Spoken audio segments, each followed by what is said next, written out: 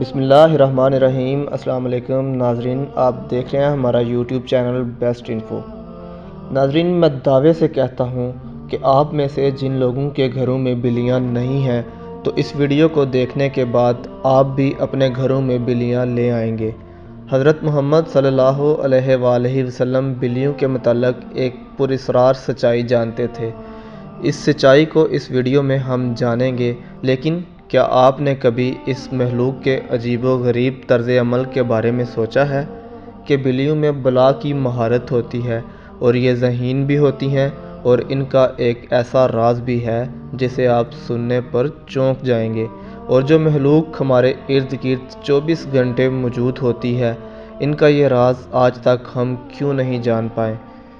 اس video میں ہم بلیوں کے متعلق کئی گہرے راز جانیں گے اور یہ جانیں گے کہ بلیوں کو حضرت آدم علیہ السلام کی پیدائش کے فوراً بعد کیوں پیدا کیا گیا۔ تو اگر آپ جاننے کے لیے تیار ہیں تو شروع کرتے ہیں۔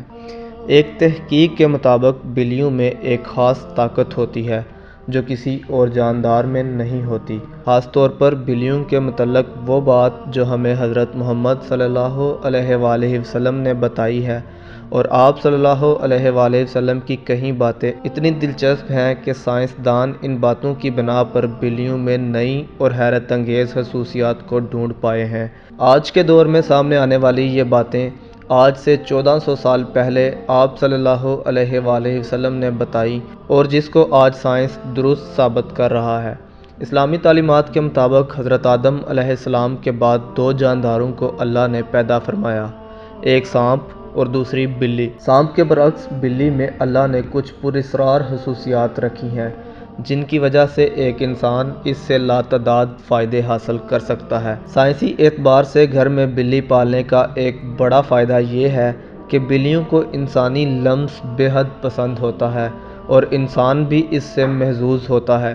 ماہرین کے مطابق بلی کے لمس میں اللہ نے ڈپریشن کے مرض کا علاج رکھا ہے۔ اس کے بالوں میں خاص قسم کے بیکٹیریاز پائے جاتے ہیں جو انسانی جسم میں ڈپریشن کو کم کرنے میں مدد دیتے ہیں۔ بلیوں کے بارے میں سب سے حیرت انگیز بات کا ذکر ہم آگے کرنے والے ہیں، لیکن اس سے پہلے ہم یہ جاننے کی کوشش کرتے ہیں کہ حضرت محمد صلی اللہ علیہ وآلہ وسلم نے بلیوں کے متعلق کیا فرمایا تھا۔ کئی تاریخی کتابوں میں ایک بلی کا ذکر آتا ہے جس کا نام معزہ تھا۔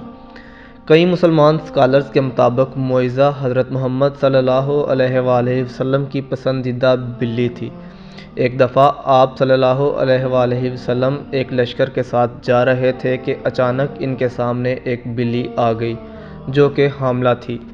آپ صلی اللہ علیہ وآلہ وسلم نے پورے لشکر کا رخ دوسرے راستے پر موڑ لیا تاکہ اس بلی کو تکلیف نہ پہنچے، اور ایک صحابی کو اس بلی کی دیکھ بھال پر مأمور کر دیا اور حکم دیا کہ جب تک یہ بلی بچے کو جنم نہ دے تب تک وہ وہیں رہیں۔ جب آپ صلی اللہ علیہ وآلہ وسلم لشکر کے ساتھ واپس آئے تو راستے میں سب سے پہلے اس جگہ پہنچے اور اس بلی کو لیا اور اپنے ساتھ لے گئے۔ اس بلی کا نام آپ صلی اللہ علیہ وآلہ وسلم نے معزہ رکھا، جو باقی تمام زندگی آپ صلی اللہ علیہ وآلہ وسلم کے ساتھ رہی۔ ایک دفعہ آپ صلی اللہ علیہ وآلہ وسلم اذان کی آواز سے فجر کی نماز کے لیے اٹھے اور نماز کی تیاری میں مصروف ہو گئے۔ پھر جب نماز پڑھنے آئے تو دیکھا کہ ان کے مصلے پر وہ بلی سو رہی ہے، تو آپ صلی اللہ علیہ وآلہ وسلم نے ایک کینچی لی اور اس مصلے سے وہ حصہ کاٹ دیا جہاں وہ بلی سو رہی تھی تاکہ اس بلی کی نیند خراب نہ ہو۔ احادیث میں اس معزہ بلی کا ذکر کہیں نہیں ملتا، لیکن کئی تاریخی کتابوں میں اس کا ذکر موجود ہے۔ ایک حدیث کے مطابق حضرت محمد صلی اللہ علیہ وآلہ وسلم نے بلیوں پر ظلم و تشدد اور قتل کرنے سے منع کیا ہے۔ ایک دن حضرت ابو ہریرہ رضی اللہ تعالیٰ عنہ کہیں جا رہے تھے کہ آپ رضی اللہ تعالیٰ عنہ نے دیکھا کہ گرمی کی شدت سے ایک بلی دیوار کے ساتھ چمٹی ہوئی ہے، تو انہوں نے اسے اٹھا کر گرمی سے بچانے کے لیے اپنی آستین میں چھپا لیا۔ انہوں نے حضرت محمد صلی اللہ علیہ وآلہ وسلم کو بتایا کہ کیوں انہوں نے ایسا کیا، تو حضرت محمد صلی اللہ علیہ وسلم نے کہا کہ ایک عورت کو اس لیے جہنم سے بچا لیا گیا کیونکہ اس نے ایک پیاسی بلی کو پانی پلایا تھا۔ سیدنا عبداللہ بن عمر رضی اللہ تعالی عنہ فرماتے ہیں کہ رسول اللہ صلی اللہ علیہ وآلہ وسلم نے فرمایا، ایک عورت کو بلی کی وجہ سے عذاب ہوا۔ اس نے بلی کو قید کر کے رکھا یہاں تک کہ وہ مر گئی، پھر اس کی وجہ سے وہ جہنم میں گئی۔ جب اس نے بلی کو قید میں رکھا تو نہ کھانا دیا، نہ پانی، اور نہ ہی اسے آزاد کیا تاکہ وہ خود کیڑے مکوڑے کھا کر گزارا کر لیتی، یعنی اس نے بلی کو تڑپا تڑپا کے مارا تھا، اس لیے وہ جہنم میں گئی۔ ایک حدیث مبارکہ ہے کہ ایک عورت نے حضرت عائشہ رضی اللہ تعالی عنہ کو کھانا بھیجا تو وہ نماز پڑھ رہی تھی۔ اس عورت نے کھانا وہیں رکھ دیا تو ایک بلی آئی اور آ کر اس میں سے کھانا کھا گئی۔ حضرت عائشہ رضی اللہ تعالیٰ عنہ نے نماز کے بعد وہ کھانا کھایا جہاں سے بلی نے کھایا تھا، اور فرمایا کہ رسول کریم صلی اللہ علیہ وآلہ وسلم کا فرمان ہے کہ بلی پلید اور نجس نہیں ہے۔ حضرت عائشہ رضی اللہ تعالیٰ عنہ بیان کرتی ہیں کہ میں نے رسول کریم صلی اللہ علیہ وآلہ وسلم کو بلی کے بچے ہوئے پانی سے وضو کرتے ہوئے دیکھا ہے۔ آپ صلی اللہ علیہ وآلہ وسلم نے فرمایا کہ ایک بلی کا منہ تمام حیوانات میں صاف ستھرا ہوتا ہے۔